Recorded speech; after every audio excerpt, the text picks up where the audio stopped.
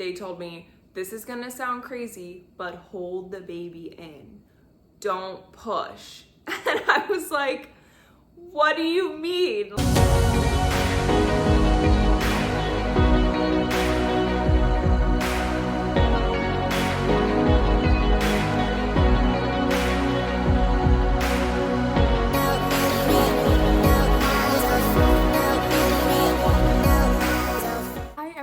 And welcome back to my channel. This video is going to be all about my birth story of how I delivered our son into the world. If you aren't familiar, I was pregnant pretty much all of 2022 with our first baby. I did not vlog our birth, actually being in the hospital or anything like that.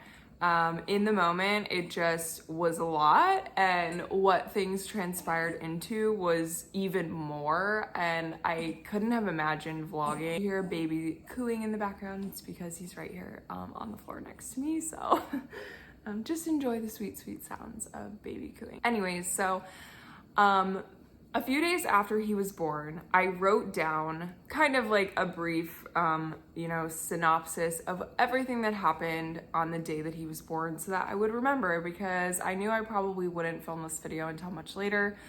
He's actually a month old right now, and I'm just now sitting down to film it now that I feel like we have, a bit of a routine and we're settled in and home from the NICU, which is a huge part of his story.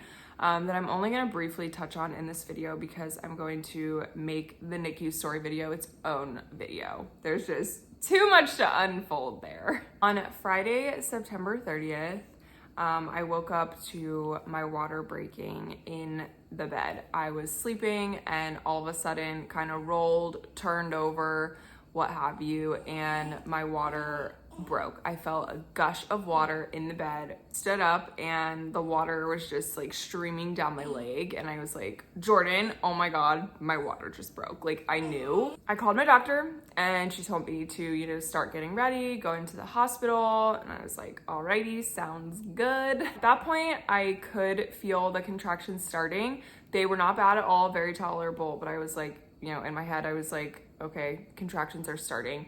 I took a shower, I curled my hair, I made sure that our hospital bag had everything in it, did like one last run through check of everything we needed. And it definitely wasn't a rush. In movies, you see someone's water breaks and it's like you're immediately rushing to the hospital. We were not, we were chilling, we were taking our time. I wasn't not trying to get there, I wasn't trying to stay at home any longer than I needed to. Yeah. Sorry, I have him swaddled right now and he's crying, so I'm just gonna hold him. Eventually, we got in the car, and by the time we got in the car, it was probably 8 o'clock in the morning, and my water broke at 6:30. Did I say that? I forget. But at about 8 o'clock was when we got in the car to go to the hospital, and I was definitely feeling the contractions much more. Again, not horribly painful or anything, but I could feel them more. Once we got to the hospital, we checked into the labor and delivery room. They confirmed that yes, my water did in fact break. They literally just looked down there and could tell. They were like, that's a lot of fluid. And then the doctor checked me and told me that I was dilated to 2 centimeters. And that was at about 8:30. So then the contractions were definitely progressing, and I was, having to breathe through them more.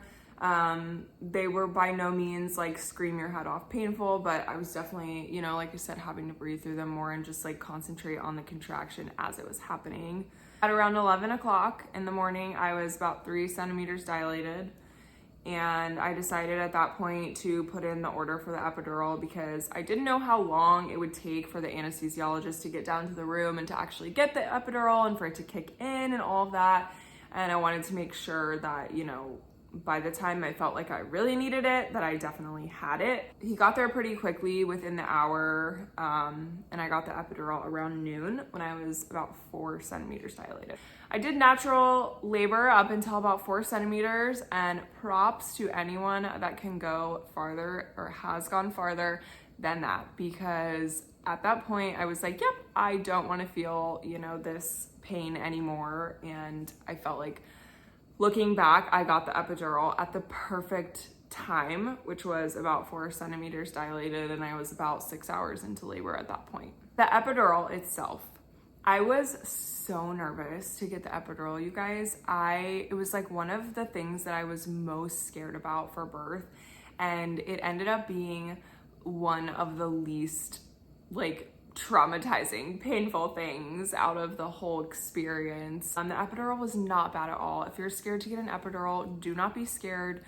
I know obviously everyone is different, every story is different, but you know, I got the epidural and it basically just felt like getting a shot in the back, like you get a shot in your arm, maybe slightly more painful, but not bad at all. Like it just felt like a stick. And then after that, he was like, okay, you're gonna feel a little bit of a burning sensation, felt that. Then he said you're gonna feel a little bit of pressure, felt that. And then he said you're gonna feel a little bit of a tingle down your left leg, and it kind of just felt like a little shock wave ran through my left leg. And then that was it, it was done.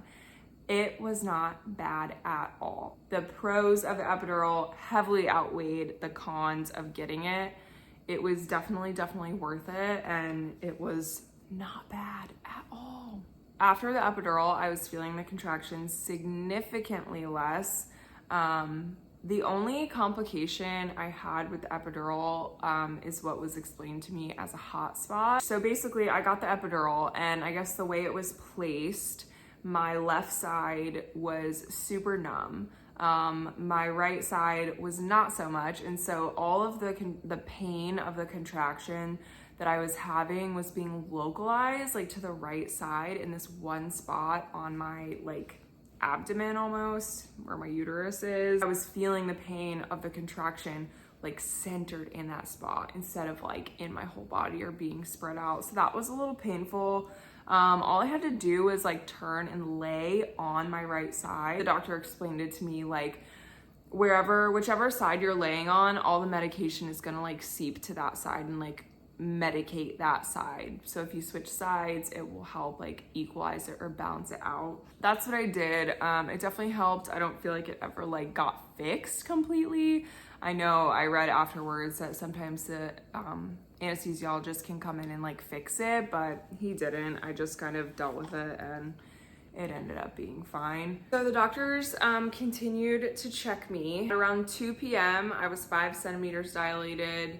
At around 4 p.m., I was 6 centimeters dilated. So I was definitely progressing pretty slowly, pretty steadily. At this point, I had barely felt any contractions. I was kind of just chilling. We watched Jeopardy. We were hanging out. You know, we were just resting and relaxing and kind of like waiting for the next step when I was super dilated in order to start the actual like active labor process. At 8 o'clock p.m., so at this point I've been in labor for 14 hours, things started to change in how I felt. I started feeling severe acid reflux and heartburn. The only thing that helped was drinking water, but no matter what position I was in, it was severe. Then at about 9 o'clock, I was dilated to 10 centimeters and I felt like I needed to push. That's really the only way I can describe it, is I felt like I needed to push. I felt like this baby was about to come out of me. And if I didn't push, I felt like this baby was about to slide out, which was not the case. But I was 10 centimeters and my doctor came in and checked me and said that the way that he was positioned, his head was not in an ideal spot for pushing. It was kind of tilted, I guess. You want the baby to be like this, like chin down when they come out, and he was kind of like this. Basically what they had me do was a process called laboring down. They told me, this is gonna sound crazy, but hold the baby in. Don't push. And I was like, what do you mean? Like everything in me is telling me to push. Every follicle of my body was like, push this baby out. And they were like, hold him in. That was the start of the very intense part of my labor. And not to scare anyone, you know, obviously like I want to spread like positivity around birth and labor and things like that, but this was just my experience, and from now on out it does get a little tough. So I had to labor down. I did that for about an hour trying to hold him in. It was extremely painful. They were trying to get him to move positions, so they put me on my side. I had a peanut ball in between my legs, and we were trying to get him to be in a better position for me to push. So then finally he was in a good position, and I started pushing, and pushing took about 2.5 hours. It was exhausting. It was frustrating. It was really hard. He did not want to come out. As much as I felt like in the beginning, like, oh, this baby is about to fall out of me, like, no, he did not want to come out. It was really hard. I was sweating, I was cussing, I was really frustrated,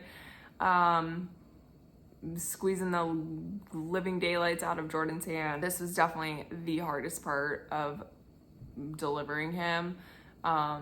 And I did have a 2nd-degree tear from pushing, which definitely took a while to recover from. The doctor decided that he wasn't gonna come out on his own and that he needed a vacuum in order to help him get out and enter the world, So they put a little vacuum down there and helped him come out. And with a little help from that, Sullivan Rain came into the world at 11:15 p.m.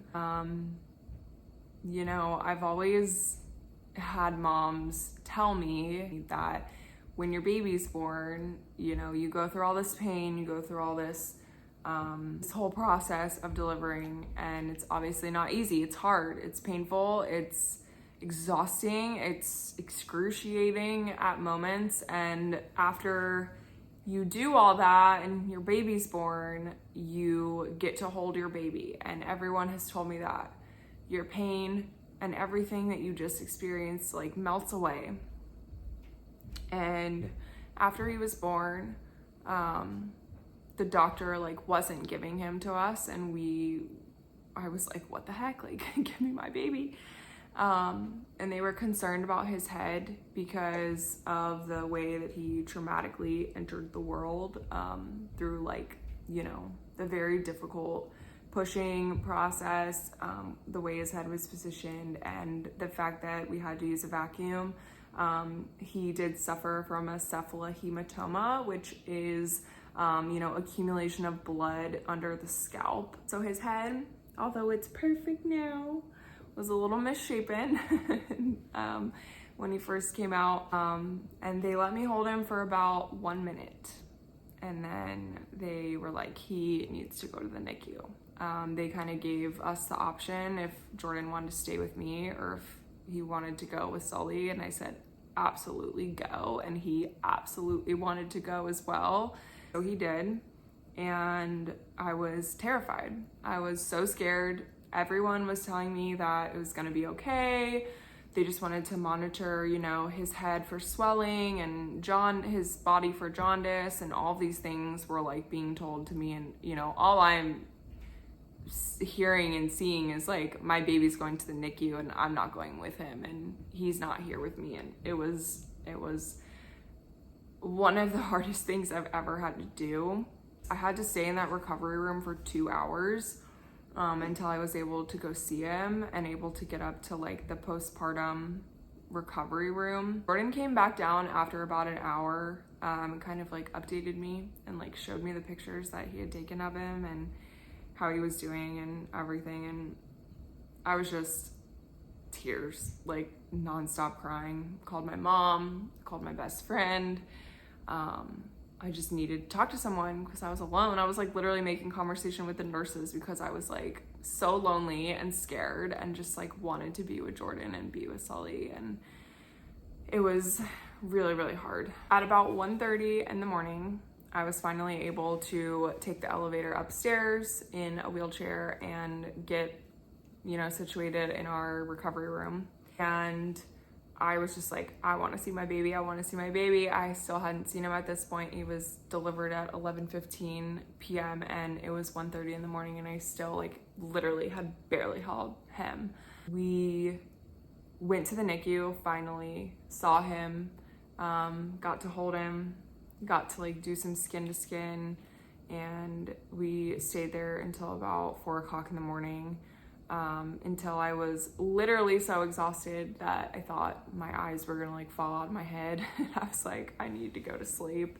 There's gonna be a whole other video about this, like I said, but Sully ended up spending 17 days in the NICU, and we actually got discharged and had to be readmitted back into the NICU. So at this point in the story, like where we're at, the fact that we had just delivered him and we were in the NICU, I was so zoomed in on the situation. And now that I have like the zoomed out perspective of what the NICU is and how it works and like why your baby's in there and all of those things that I had never thought about before, even when I was pregnant, like never, ever, ever, the possibility of the NICU crossing my mind was not a thing. And so to have him there for 24 hours, it was what felt like the hardest 24 hours of my life. When we were asking them questions, you know, at this point they were just monitoring his cephalohematoma, but we were asking, you know, is there a possibility of us being discharged from the hospital and him still having to be here? And they said yes. And that just like broke me, tore me up, could not imagine. It was bad enough like having him in the NICU and not being in our recovery room with us, that we had to like go down the hall to visit him.